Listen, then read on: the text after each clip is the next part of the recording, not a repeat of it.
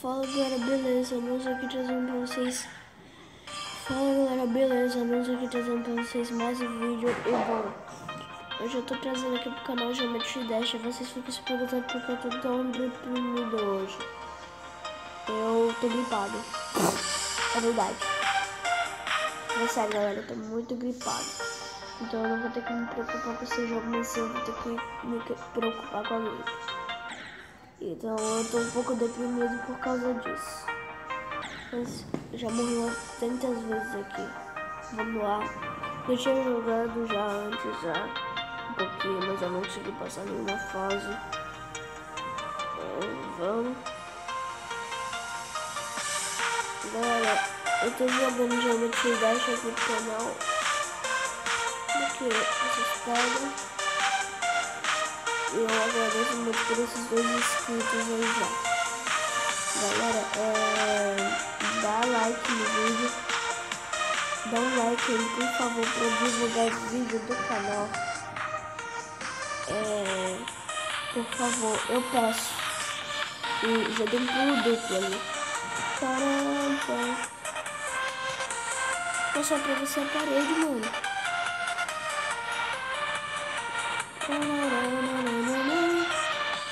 Bora. Acho que não parece, velho. Esse mapa é muito difícil. Vai.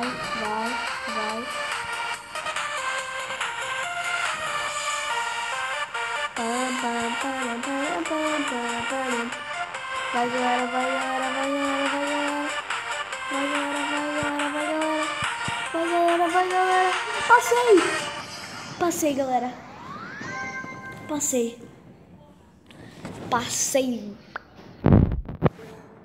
Passei a fase. Bora agora pro Largist. Galera, eu tinha jogado um pouquinho pro Largist também, mas eu vou fazer um vídeo também. Então bora ver se a gente vai passar raiva nessa fase ou se a gente passa. Óbvio que hoje não vai ser, né? Galera, eu agradeço muito por esses 2 inscritos. Às vezes eu fico se perguntando, que idiota tu é se só tem 2 inscritos? Porque meu canal é iniciante, mano. Então,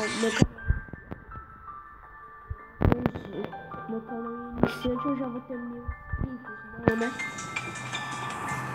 Calma aí com o papai, né? Se eu ganhar, eu vou ficar muito feliz, mano. Eu morri. Mas galera, já que eu passei aqui a fase, eu vou deixar o vídeo por aqui. Espero que vocês tenham gostado. Falou e até.